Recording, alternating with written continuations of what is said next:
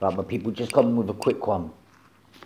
Right, I've gone to the book of the Gospel of John, right, and I've gone to chapter 18, right, and I'm going to start from verse 7, and it says, "Then he asked them again, 'Whom are you seeking?' And they said, 'Jesus of Nazareth.'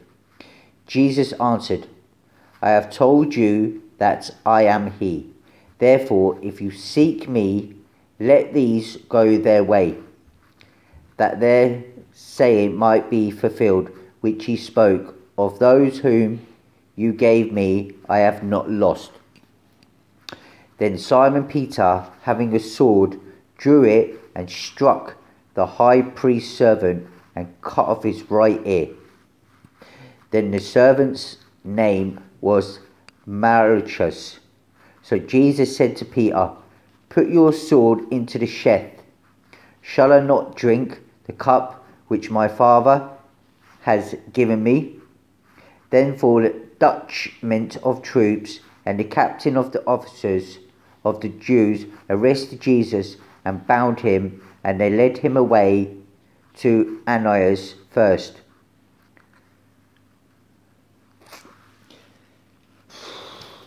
Isn't he great? Jesus. You know,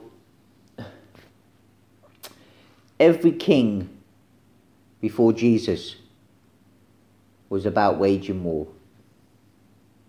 I mean, even our daddy in heaven would say to Saul and his other kings, destroy these villages, destroy these people. So, obviously, you know, Jesus is going about his business, right? And they're thinking, oh, this Jesus is going to save us, right? This Jesus is going to be our warrior, our soldier. And he's going to raise up, and he's going to destroy the Romans by the sword. But Jesus, what did he say? I come to make peace, not war. See, Jesus is so merciful. I mean, even when they were arresting him and his boys, yeah, they were there ready, yeah, to have his back.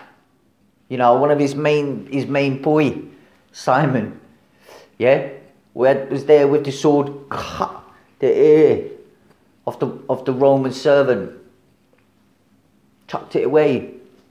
But you know what? Jesus got down on the ground, right?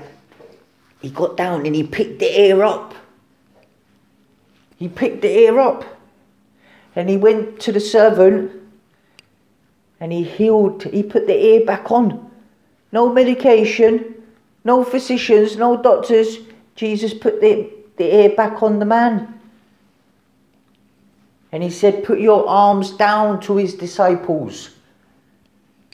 Even when he knew they were going to kill him. See, his disciples could have fought, yeah, and everything. And Jesus could have ran, or he could have fought with them. And they could have all died. But Jesus used this, he knew he had a purpose to go to the cross. So there's the soldiers, right? They've bound Jesus. So can you imagine now? Jesus is bound and he's been taken to King Ananias. And Ananias is saying, are you the king of the Jews? Jesus is saying, I'm not the king of this world, I'm a king of another world. And Ananias and say, blasphemy, blasphemy, blasphemy, blasphemy. God has no son, blasphemy. They're all saying it in the tabernacle.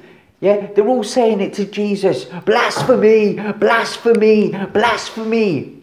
So they take Jesus away. And he goes to King Herod. And King Herod asks him the same. Are you the king of the Jews? And Jesus answers, I'm a king of a different world. I'm not the king of this world. And Herod says, this man is crazy. Take him to Pilate. So he's bound. They take him to Pilate. But Pilate's wife, she's just had a dream about Jesus. And Pilate's wife goes up to her husband and says, do not have anything to do with this man. Do not have anything to do with this man. So Pilate goes back out to the crowd, and because it's a Passover, he has Jesus on one side, Barabbas on the other side, and he's saying to the Jews, shall I let your Saviour, your King, free? Or shall I let Barabbas, a thief and a murderer, free? And what do? Barabbas, Barabbas, Barabbas. Why? Because they knew Barabbas was a man of war. Jesus wasn't going to do anything for him now. They knew that he was a man of peace. They all thought he was a man of words, a false prophet. So they wanted Barabbas out. Why? Because they knew Barabbas was a man of war that was going to fight against the Romans to try and free him.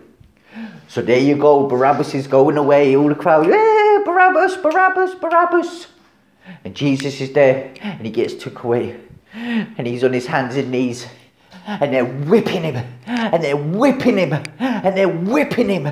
Whip, whip, whip, whip. Can you imagine? The blood's pouring down Jesus. They put a crown on his head. They mock him. They laugh him. And then they carry him away.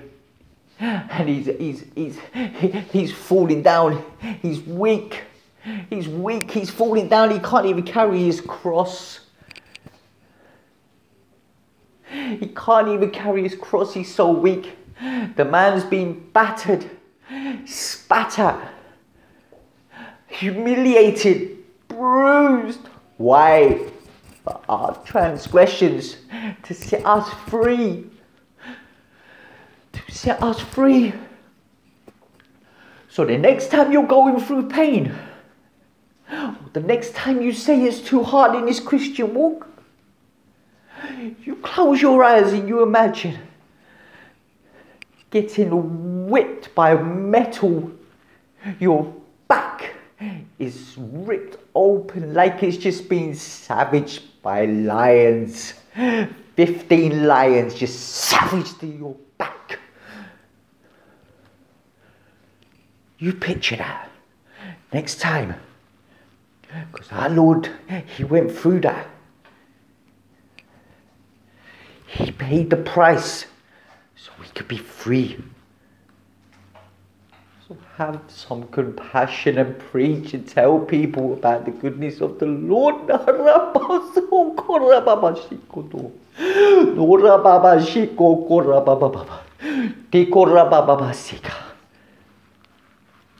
You picture Jesus next time. You say you can't do this. Or you may have a poorly leg or whatever. Picture the cross. You picture the cross. You imagine what it's like being hung from a tree. It's your boy Gifted One.